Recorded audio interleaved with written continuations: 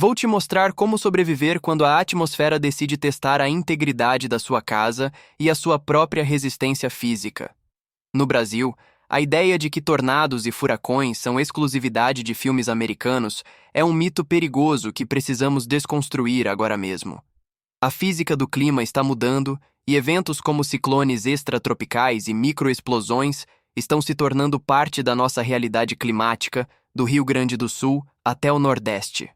O que realmente importa é entender que o vento não é apenas ar em movimento, mas uma força de pressão diferencial capaz de transformar objetos cotidianos em projéteis mortais. Vou ser direto com você. A sua sobrevivência depende menos de sorte e muito mais de compreender a termodinâmica e a integridade estrutural do ambiente onde você está. Pensa na lógica por um segundo.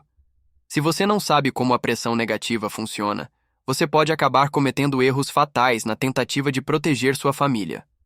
Para começar, precisamos falar sobre a física do vento e por que o número 1 da sua lista de preocupações deve ser a pressão atmosférica. Quando um vento de alta velocidade passa sobre o telhado da sua casa, ele cria uma zona de baixa pressão, similar ao que acontece na asa de um avião. Isso gera uma força de sustentação aerodinâmica que tenta literalmente arrancar o telhado para cima, enquanto a pressão interna da casa empurra para fora. Se o seu telhado não estiver devidamente ancorado com cintas de metal, ou se houver aberturas que permitam a entrada do vento, a estrutura pode falhar em segundos. A solução prática e acessível aqui não é construir um bunker de concreto de milhões de reais, mas sim garantir que a sua casa tenha o que chamamos de continuidade de carga. Isso significa que o telhado deve estar preso às vigas às paredes e as paredes aos alicerces de forma mecânica e sólida. Diferente do que muita gente pensa, o maior perigo não é o vento em si, mas o que ele carrega.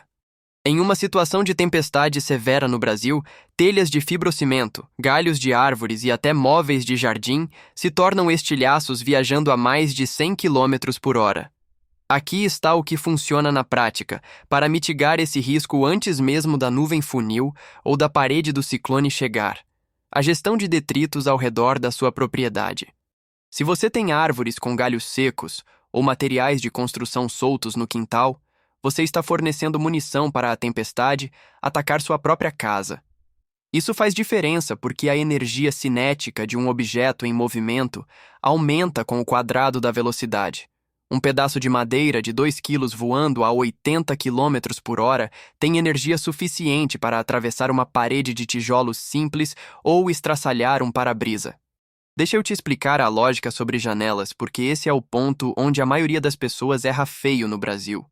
Existe um mito antigo de que você deve abrir as janelas para equilibrar a pressão, mas isso é uma ciência de botequim que vai destruir sua casa. Quando você abre uma janela durante um ciclone, você permite que o vento entre e aumente drasticamente a pressão interna, o que, somado à baixa pressão externa sobre o telhado, cria o cenário perfeito para a explosão da estrutura. O correto é manter tudo hermeticamente fechado e, se possível, reforçado com tábuas de madeira ou persianas de segurança. Isso é crucial porque, se uma janela se quebrar devido a um impacto de detritos, o fluxo de ar resultante pode causar uma falha estrutural em cascata. Pensa na sua casa como um balão. Se você colocar pressão demais por dentro e houver sucção por fora, ele estoura.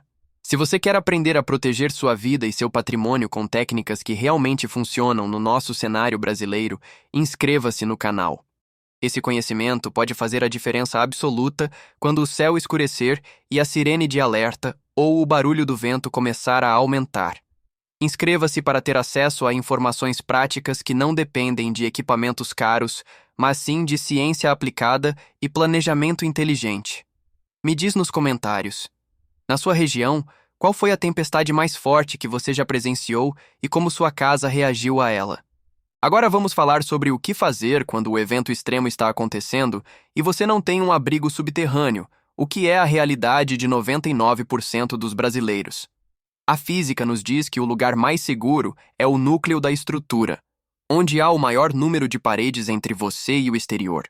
Banheiros pequenos ou corredores centrais sem janelas são seus melhores aliados, pois as paredes próximas umas das outras criam um efeito de reforço mecânico. Se o teto começar a falhar, Essas áreas pequenas têm mais chances de manter espaços vazios de sobrevivência entre os escombros. A fisiologia do seu corpo sob estresse extremo também precisa ser considerada.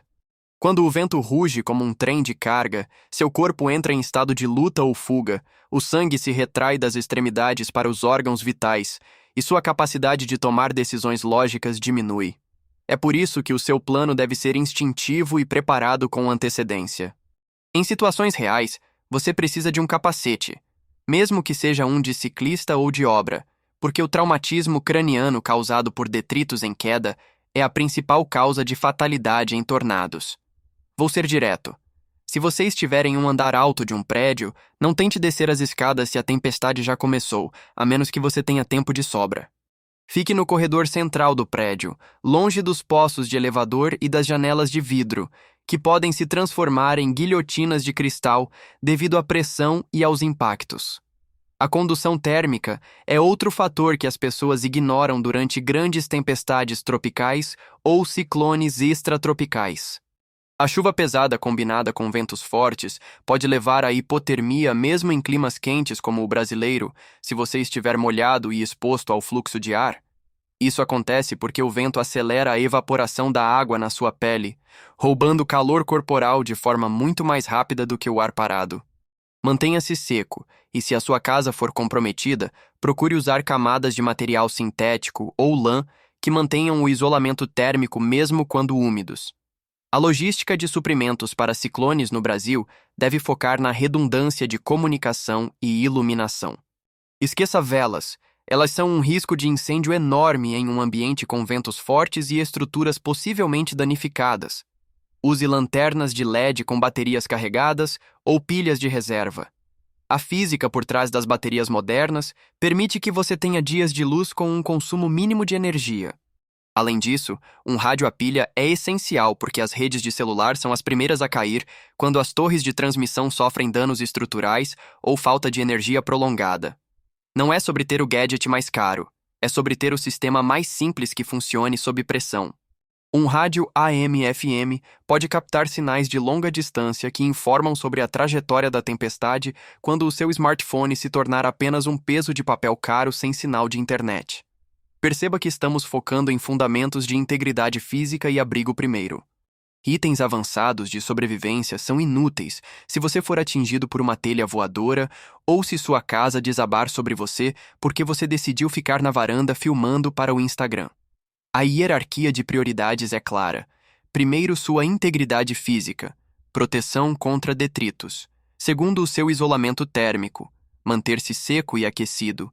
E terceiro, a sua consciência situacional, informações via rádio.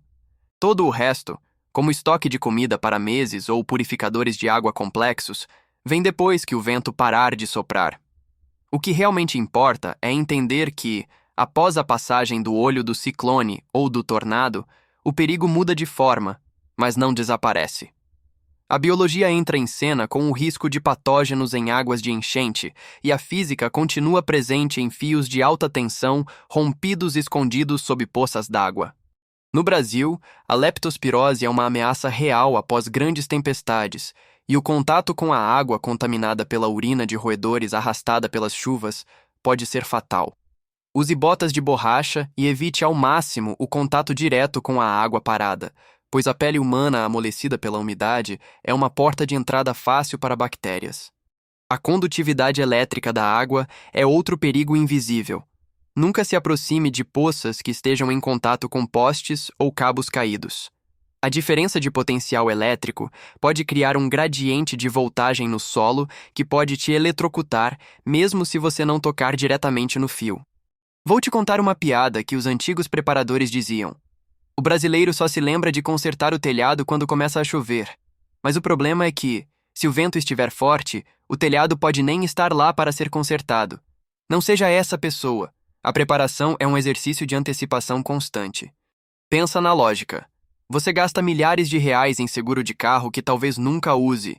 Então, por que não investir algumas horas reforçando os pontos fracos da sua casa e montando um kit de emergência básico? Estar preparado é um ato de responsabilidade com quem você ama e com a sua própria vida. O conhecimento só vale quando você aplica na prática, transformando teoria em ação muscular e memória de procedimento. Comece com o básico. Identifique hoje mesmo qual é o cômodo mais seguro da sua casa e verifique o estado das fixações do seu telhado e das suas janelas. Reconheça o valor de dar o primeiro passo agora, enquanto o céu está limpo e você tem clareza mental para planejar. O primeiro passo é fazer uma inspeção estrutural simples. Se você empurrar uma viga ou uma telha e ela balançar, o vento vai fazer muito pior do que você. Nos comentários, me diz qual é o plano de evacuação ou de abrigo que você tem hoje e quando você pretende fazer sua primeira simulação com sua família. Faça um planejamento. Qual desses itens, entre um rádio, um capacete ou reforços estruturais, faz mais sentido para você priorizar neste exato momento? A preparação sempre fez parte da responsabilidade adulta ao longo da história da humanidade. No passado, nossos ancestrais sabiam ler as nuvens e as marés porque a vida deles dependia disso. E hoje, com toda a nossa tecnologia, ainda dependemos das mesmas leis da física e da biologia. Ao longo da história, quem se prepara tem mais opções e quem tem opções tem mais chances de sobrevivência e recuperação rápida após um desastre. Estar preparado é cuidar de quem você ama, garantindo que você será um ativo e não um fardo para a sua comunidade durante uma crise climática. Se esse conteúdo agregou valor e te deu uma nova perspectiva sobre a segurança da sua casa no Brasil, inscreva-se.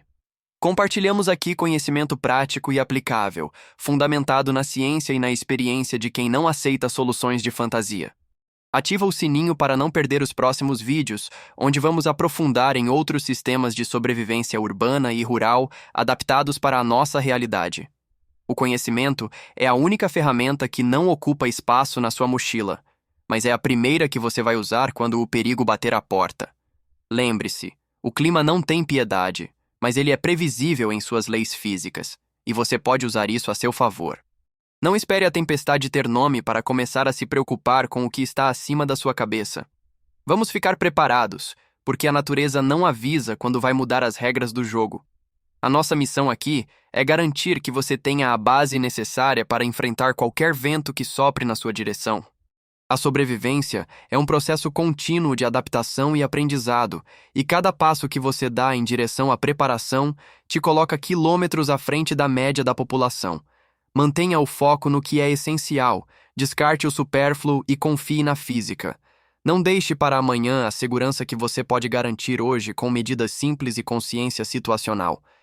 A sua resiliência é construída no silêncio dos dias comuns, para que ela brilhe no caos das horas críticas.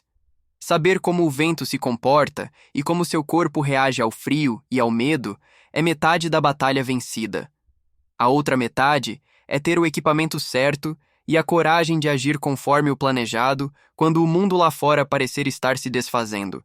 Estamos juntos nessa jornada de preparação e soberania pessoal em um mundo cada vez mais instável e desafiador. Use o que aprendeu hoje, revise seu ambiente e proteja o que é importante para você. Vamos ficar preparados. Até a próxima!